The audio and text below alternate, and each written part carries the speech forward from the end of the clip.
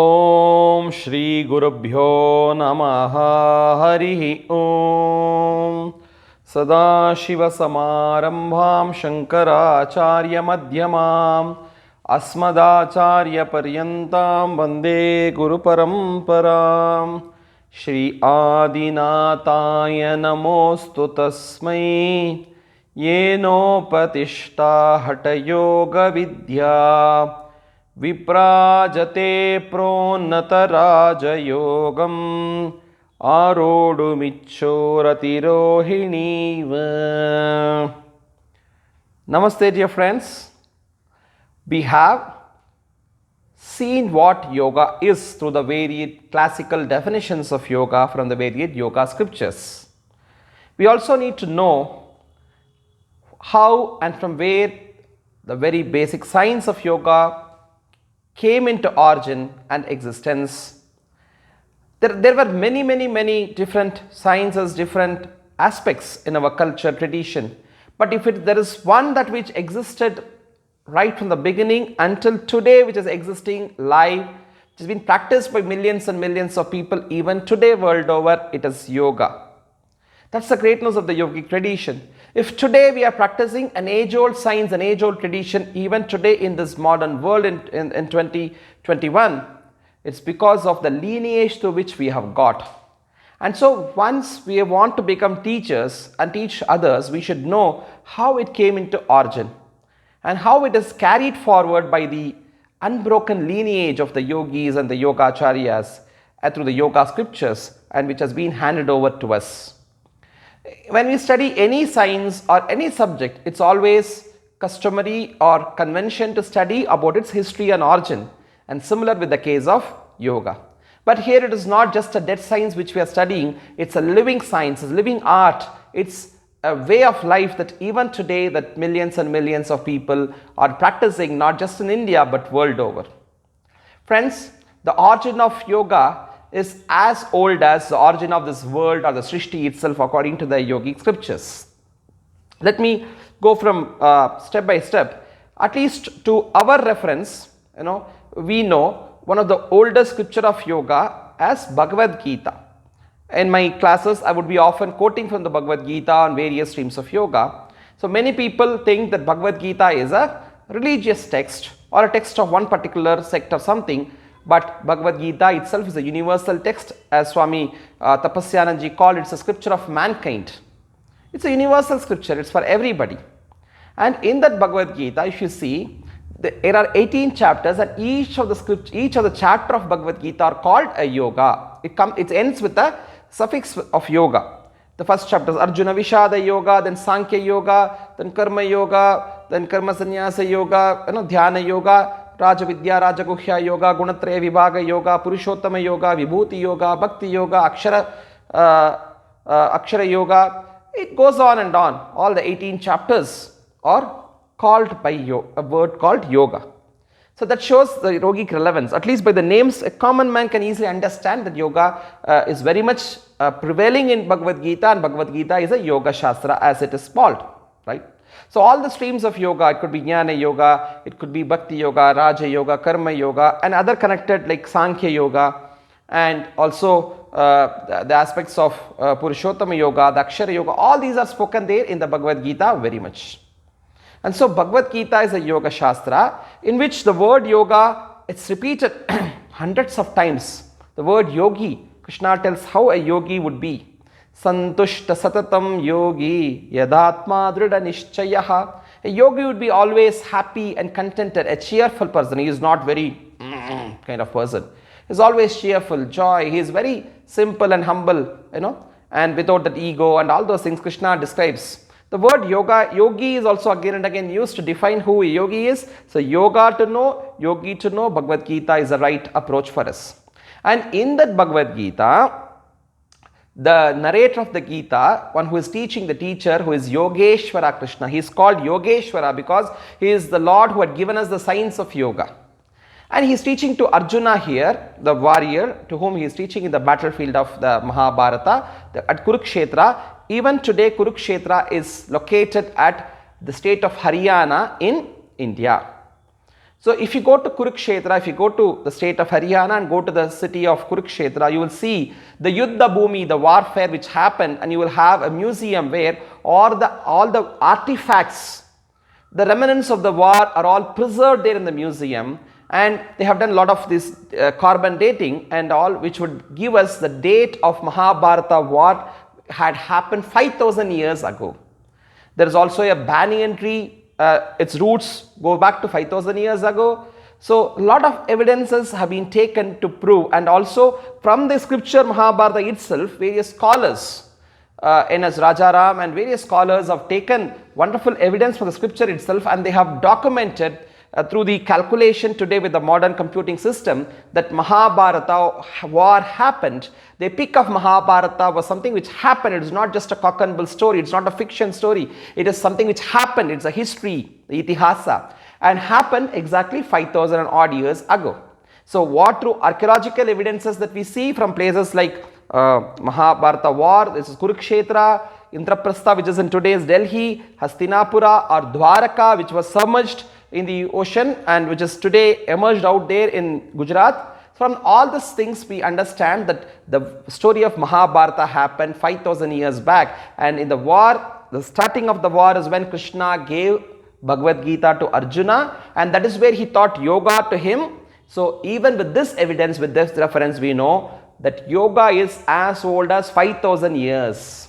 And in this conversation of Krishna Arjuna in the Bhagavad Gita, Arjuna has a genuine doubt as he has been hearing the conversation with Krishna, because both of them were contemporaries and both of them were cousins and friends. So Krishna was teaching something which Arjuna perhaps would not have read during those days. Both they were studying the same time in two different schools, but the syllabus could have been the same. But now Krishna is teaching something more than what Arjuna had learnt. And then that's where Arjuna has a doubt. He asks, how did you learn this from? Where did you learn this from? Right, all this. Then Krishna says, it is not the first time that I am teaching this to you, Arjuna. I taught this to Vivaswan, who is Surya Deva, who is a sun god, in the beginning of the creation. Not just now to you, but at the beginning of creation that I taught it to Surya. And Surya taught it to Manu, who is the first ever human being according to our yogic lore. The first ever human being to exist in this world is Manu. The first woman, Manu's wife, was Shatarupa. So Manu and Shatarupa were there, the first human being. So Surya gave it to Manu, the first human being, so that the entire human clan can practice this yoga and benefit. And then Manu gave it to Ikshvaku, and Ikshvaku's Vamsha, which goes and on, in which Lord Rama was also incarnated. Great kings like Mandata, Harishchandra, Dasharatha were all born in the same Surya Vamsha. So they were all practicing yogis, the kings. If the king follows a yoga, then the whole praja, the society will also get uplifted, is a thought which Krishna had. So Krishna as Sriman Narayana, Krishna was born, the Lord was born incarnate as Krishna 5000 years back in Mathura and all we know. But he is an incarnation, Krishna is an incarnation of Lord Sriman Narayana Vishnu, whose incarnation 10 we believe, from Matsya, Kurma, Varaha, Nrsimha, Vamana, Parashurama, Srirama, Balarama, Krishna, Kalki, which is supposed to come. So that Narayana, in the beginning of creation, the Lord of sustenance, he gave it to Surya. Why to Surya? Because Surya is ever existing eternal cosmic entity. Surya existed in the beginning of the creation. Surya existed during Rama's time. Surya existed during Hanuman's time. Surya existed during Krishna and Arjuna's time. And Surya existed during Vivekananda and Ramana's time. And Surya exists even today, that we are able to go and see Surya. It's an eternal cosmic entity. The repository of all knowledge, all source, all energy is Surya. There is nothing in life which can happen in this earth without Surya, without sun's light, right? So therefore, it has been deposited there. Even today in the modern science and computer technology, in information technology, we are storing everything in the cloud. So Surya is much powerful than the cloud, right? So it is where it is there. And whenever anybody who wanted, Vishwamitra, to the Gayatri Mantra, downloaded this yogic power from Surya. And similarly, Agastya gave Rama the Aditya Hridayam, through which Rama downloaded the solar energy before fighting against Ravana. Hanuman, the great mighty yogic personality that the world have ever seen, who had all the Ashtasiddhis, right? And because of Ashtanga Yoga that he had Ashtasiddhis, he was a direct disciple of Surya, from whom Hanuman had also learnt and practiced. So everybody had taken this inspiration from Lord Surya. And so Surya has been the cosmic divine entity who was repository of the yogic power always. So in the beginning of creation, Lord Narayana or Krishna had given this yogic knowledge to Surya, and Surya gave it to Manu, Manu to Ishvaku. That's one yoga parampara that we see. So how old is now yoga? Is it 5,000 years old? It is as old as the creation, as old as the Surya, as old as the Srishti is what yoga is. Okay, we may not be able to believe this could be like a story, but at least one more textual reference that we see is the Veda.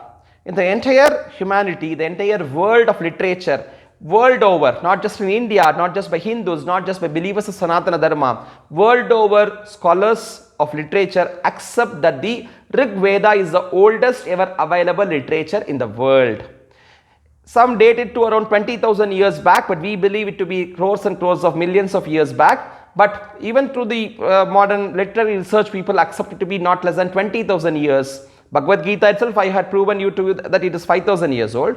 And even in that Bhagavad Gita, Krishna is mentioning about Veda, Veda Vinashinam Sarvam, Traigunya Vishaya Vedaha. He is mentioning about the Veda again and again. So that shows Veda was prior to even the Gita.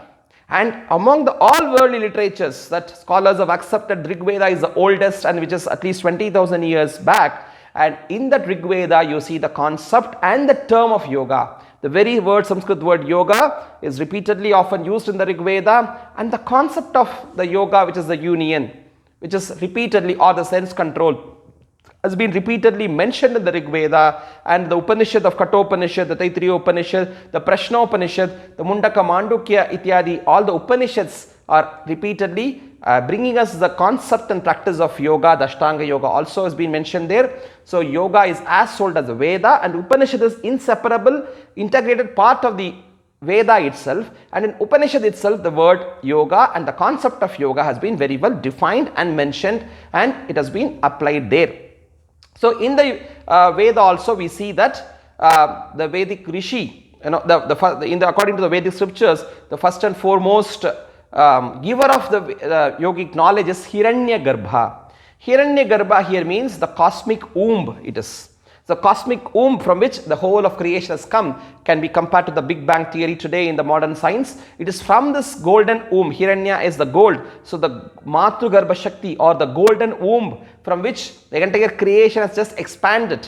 Our Dharma doesn't just say that there's somebody who sat and took the clay and created this world. No. It's a very scientific process of evolution which is very well defined in this yogic scriptures. The Hiranyagarbha, the cosmic womb from where the science, the knowledge, the wisdom of yoga came, and that is where when you manifest, when you personify this Hiranyagarbha, is called Brahma, the creator. And from there the knowledge came to rishis like the Atharva and Angiras, and all the parampara comes, and Patanjali also was a successor of this parampara of the Hiranyagarbha. Another reference we see that Shiva has the Adi Guru of Dakshinamurti, who sat in the mighty Himalayas, the Kailash, under a beautiful banyan tree, and he taught it to 4 of the rishis, Sanakadi rishis they are called, Sanaka, Sanatana, Sanandana, Sanat Kumara. I repeat, Sanaka, Sanatana, Sanandana, Sanat Kumara. These 4 are the Manasa Putras of Brahma, the creator. First and foremost the creation, much before Manu and all could come. They were the first and foremost the creation who came, and they sat under Shiva as the Adi Yogi, as Dakshinamurti, and learned from him. And Shiva did not teach them by talking like me, they are not doing any different postures. He just sat in silence, in Maunam. In absolute silence, in Maunam, Gurosta Maunam Vyakhyanam, Sishyasta Chinna Samshayam. In that silence, in that absolute Maunam, that silence, Shiva taught the entire yogic knowledge, transferred this entire yogic wisdom to 4 of his disciples, the Sanaka, the rishis, who carried forward, and later the Sapta rishis, the 18 Siddhas, and this parampara of Shiva as the Adi Natha also continued. And later, much later, we see the reference of the Hatha Yoga parampara, which starts again from Shiva as Adi Natha. Shri Adinathaya Namostu Tasmai. Adi, the first Natha, the yoga parampara of Hatha Yoga, refers it as Natha parampara. All the yogis were called Natha. Mashendra Natha, Gorakshanatha, Swatmarama Natha. So they're all called by the names of Natha. So this Natha parampara, Natha is somebody who is Swami, means who is the master of oneself. He has got attained ultimate mastery over his sense organs, and so he is called the master, a Swami. The Swami, what is called in the Jnana Yoga, the Vedanta Marga, is called as Natha in the Yoga Marga. Nava Yogis we see, Navanathas and all we see. So out of them, the foremost is Adinatha, which is Shiva, and Shiva was supposed to have been giving this yogic wisdom of the Hatha Yoga, which I have told you already. Hatha Yoga is the balance between the Surya and Chandra energies, the solar and lunar energies. Hat is the Surya and Ta is the Chandra. So the balance of that between the Pingala and Ida Nadi and bringing the prana in the Sushumna Nadi is the Hatha Yoga, which Shiva was doing Upadesha to Parvati, his divine consort. And while he was doing this, there was a fish which was pregnant, which got conceived in the Manasarovara lake, and the child in the womb of this fish had aptly listened to this Upadesha of Shiva, and so when he was born, it was born as a half fish, half human form called Maschendranatha. And Shiva had endorsed him to be the first yoga teacher in the Natha Parampara. As Maschendranatha, with Shiva's discipleship, he continued to go and preach around the world, and through his kripa was born another great guru called Gorakshanatha, and he taught yoga, the Hatha Yoga, to far and wide again. That even today the parampara of Maschendranatha, Gorakshanatha, we see in very much in northern southern parts of this country, India. That parampara is very much alive. That's why all our Guru Paramparas are Avichinna Parampara, unbroken lineage. It has started from Sadashiva, from Shiva or Sriman Narayana, Lakshminatha Samarambam, Natayamuna Madhyamam, Asmadacharya Paryantam, Vande Guru Paramparam, or Sadashiva Samarambam, Shankaracharya Madhyamam, Asmadacharya Paryantam, Vande Guru Paramparam, Hiranyagarbha Samarambam, Seshavyasadi Madhyamam, Asmadacharya Paryantam, Vande Guru Paramparam. This parampara is alive, even today vibrant. And Patanjali Maharishi, one of the greatest ever Acharya of the yoga tradition, is considered to be the incarnation of Adi Sesha, the divine serpent with 1,000 hoods, who is the bed for Vishnu, Sriman Narayana, to be resting in the Yoga Nidra, had descended down himself as Patanjali, who wrote the commentary for the Mahabhashya of the Vyakarana, the grammar of Panini in Sanskritam, and also composed the Yoga Sutras, compiled the Yoga Sutras. Patanjali is considered to be the greatest yoga master. Similarly, Kapila, another incarnation who gave the Sankhya Yoga, and then Vyasa himself, Bhagavan Veda Vyasa, who is considered to be Vishnu's incarnation. As we all know, Vyasaya Vishnu Rupaya Vyasa Rupaya Vishnave. Vyasa gave the entire Vedic scriptures to us. The Veda, one which was there, was made into 4 and gave for the humanity by Veda Vyasa. And therefore, he who gave the Upanishads, it is he who gave us the Mahabharata, of which Bhagavad Gita itself is a part of. He wrote the Brahma Sutras, Sutra literature for the Jnana Yoga. He gave Srimad Bhagavatam for Bhakti Yoga. So Vyasochistam Jagat Sarvam, everything that we have today, the references of Itihasa, Purana, the Sutras, everything, Dharma Shastras, all were given by Veda Vyasa. And Vyasa has given all the yogas and all this Itihasa, Purana, Dharma Shastra that he has written. There is a Vyasa Bhashyam also for the Patanjali Yoga Sutra. So Vyasa is yet another great master of the yogic lore. So through all these people, the lineage continues even today. The modern lineages are there, about which we will see in the next class. So may we understand this 3 predominant lineage, one of Bhagavan Shri Krishna in the Bhagavad Gita, Arjuna, and later what it continues. But much before that, in the beginning of creation, as Sriman Narayana, he taught it to Surya, Surya to Manu, Ikshvaku, and the parampara goes on.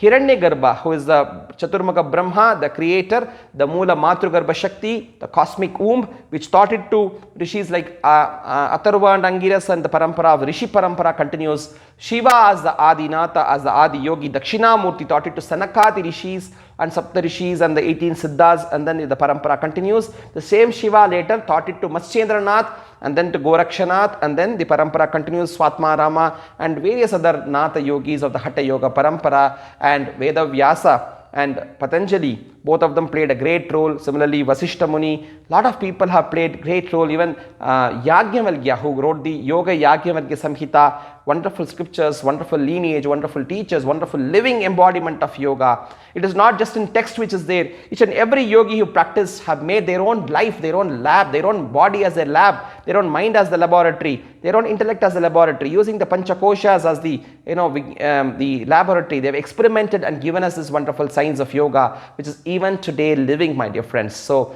we have to be having the attitude of gratitude to all these gurus, all these masters who have carried forward by living an embodiment of this yogic life and who had transferred it to us. If today we have it, is because of them. So it's very important to continue the parampara, the purity of it, the precision of it. Today, a lot of diversions are happening, a lot of dilutions are happening in yoga, all the plastic yogas, the so-called bear yoga and nude yoga and whatnot, that it's been rubbish things which have been followed. If today we are been having this yoga, it is because of the purity with the parampara have continued, and we should have the responsibility to take it forward to the next generation, not just diverting for our mean financial benefits, for our publicity, for our rubbish, self-satisfaction. We should not make it into all nonsense. We should carry the purity of this yoga parampara and give it to the next generation. That is the greatest responsibility as a yoga sadhaka, as a yoga practitioner, as a yoga teacher, so-called yoga teacher. We need to carry this forward, and that is the gratitude that we can offer to the entire Guru Parampara. Hari Om Tat Sat.